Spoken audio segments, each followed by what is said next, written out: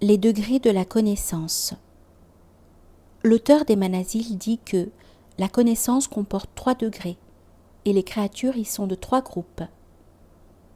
Le premier degré, c'est la connaissance des qualités des attributs divins, dont les noms sont mentionnés par le message et les témoins sont attestés à travers la création, grâce au discernement de la lumière enfouie dans le secret intime, à l'intellect favorisé par la semence de la pensée, et la vie du cœur que génère la bonne méditation portant sur la vénération et la bonne édification.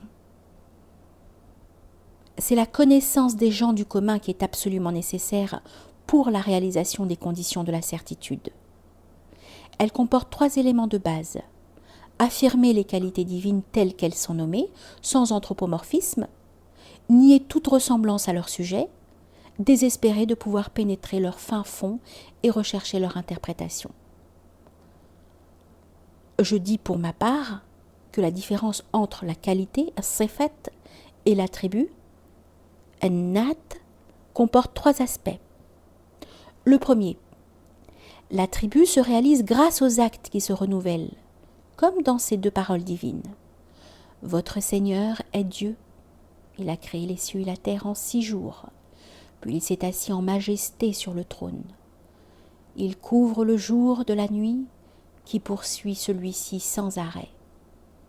Le soleil, la lune et les étoiles sont soumis à son ordre. La création et l'ordre ne lui appartiennent-ils pas? Béni soit Dieu le maître des mondes. Et aussi ce verset.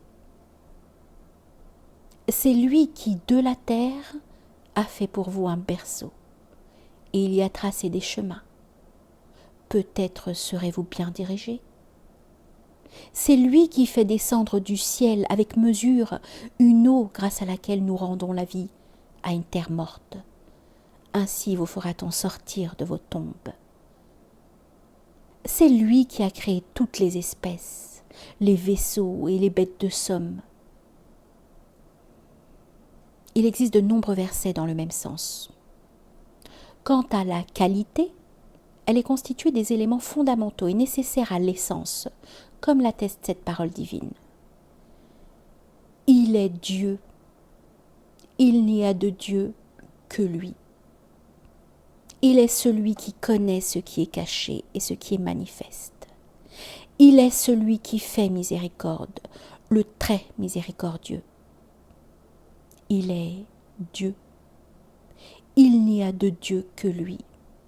Il est le roi, le saint, la paix, celui qui témoigne de sa propre véracité, le vigilant, le tout-puissant, le très fort, le très grand.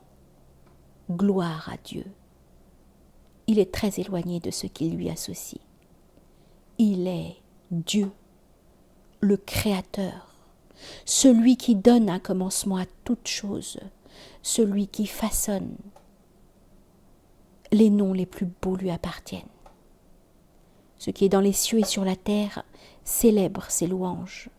Il est le Tout-Puissant, le Sage.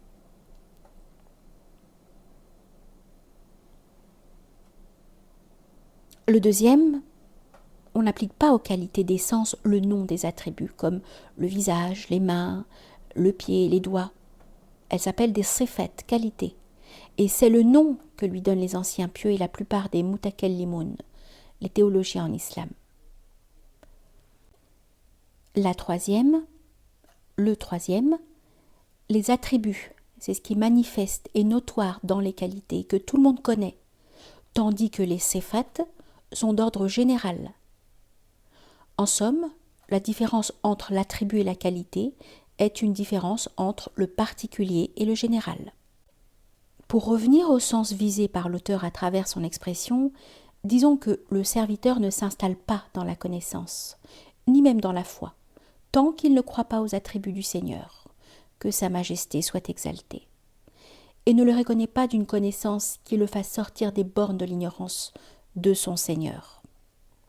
Du reste, la croyance dans les attributs divins et leur connaissance constitue le fondement de l'islam, la base de la foi et le fruit de la bienfaisance. Celui qui nie les attributs divins démolit son islam, sa foi et le fruit de sa bienfaisance. Le négateur des attributs n'a que mauvaise opinion à l'égard de Dieu, qu'il soit glorifié.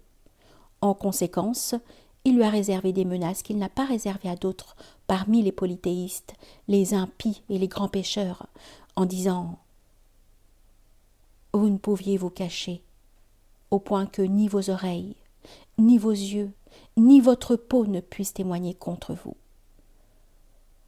Pensiez-vous vraiment que Dieu ignore un grand nombre de vos actions ?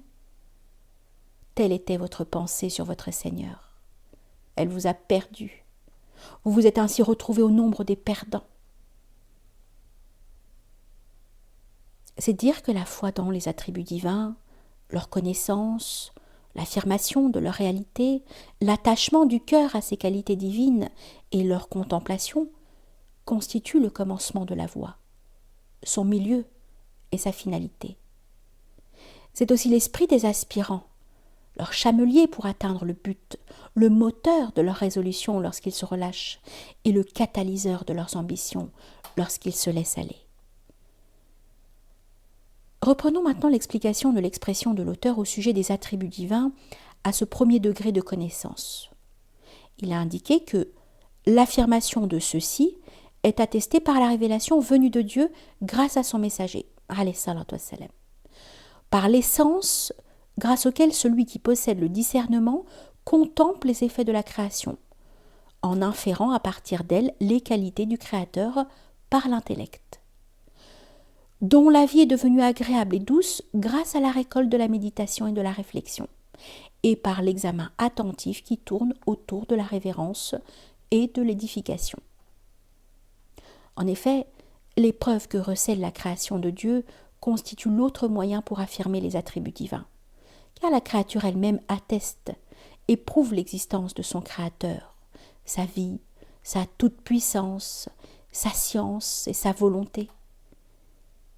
Et c'est la lumière divine placée par Dieu dans le secret intime de son serviteur qui permet à ce dernier de contempler ses preuves. Cette lumière par laquelle le serviteur perçoit les attributs divins procure de la douceur à la vie, de l'intellect et du cœur, grâce à la saine méditation et à l'examen attentif, en révérant Dieu et en tirant des enseignements précieux à partir de la contemplation de sa création. La connaissance définie ici est, comme dit l'auteur, celle des gens du commun, qui est absolument nécessaire pour la réalisation des conditions de la certitude. Bien sûr, il n'entend pas par el-hamma, gens du commun, les ignorants parmi la populace, mais la connaissance à laquelle s'en tient la majorité des gens. Ensuite, l'auteur évoque les 3 éléments de base de ce premier degré de connaissance.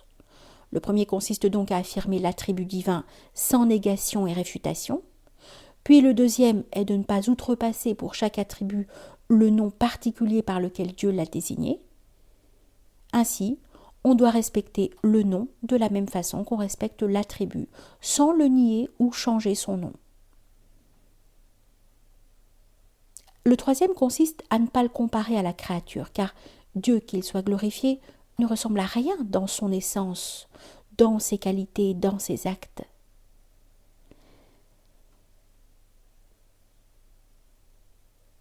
Enfin, l'expression de l'auteur au sujet de ces qualités, désespérer de pouvoir pénétrer leur fin fond et rechercher leur interprétation, signifie que la raison est désespérée de pouvoir connaître la substance et la modalité de l'attribut divin. Seul Dieu sait comment est Dieu. Ceci éclaire parfaitement l'expression heureuse des anciens pieux, sans le comment. Bila Kaif. En effet, celui dont tu ne connais pas la réalité de l'essence et de la quiddité, comment peux-tu connaître les modalités de ses attributs et de ses qualités ? L'auteur des Manazil poursuit. Le deuxième degré, c'est la connaissance de l'essence divine, en annulant la différenciation entre les qualités et l'essence. Cette connaissance s'affirme par la science de synthèse et devient transparente dans le domaine de l'extinction. Pour l'auteur, ce degré est plus élevé que le précédent, car le premier degré porte sur les qualités divines, tandis que ce degré se rapporte à l'essence qui totalise les séfat. Son expression, en annulant la différenciation entre les qualités et l'essence, ne vise pas la différenciation entre l'essence et les qualités divines sur le plan de l'existence, car cela est impossible, mais sur le plan de la contemplation, dans la mesure où il est possible pour le contemplateur de les différencier par le mental. L'auteur des Manazil ajoute ensuite: le troisième degré, c'est une connaissance totalement absorbée dans la pureté de l'acte divin, de se faire connaître, at-ta'rif. Inaccessible à l'inférence, elle n'est pas attestée par l'épreuve, elle ne se mérite par aucune médiation. Cette connaissance comporte 3 éléments de base: la contemplation de la proximité, le dépassement de la science et l'accès au tout. Et c'est une connaissance propre à l'élite de l'élite. Si cette connaissance est pour l'auteur plus élevée que la précédente, c'est parce que cette dernière se rapporte aux médiations et aux preuves tout en étant liée au but recherché, tandis que celle-là se rapporte uniquement à l'essence de ce qui est recherché, en dépassant les médiations et les preuves, car les médiations remontent à partir de cette connaissance vers Dieu. Et cette connaissance domine l'état et la contemplation du harif. Elle absorbe sa perception dans ce qu'il vit, de sorte qu'il est devenu absent à sa connaissance par l'objet de sa connaissance, à sa mention par celui qu'il mentionne et à son existence par celui qu'il retrouve.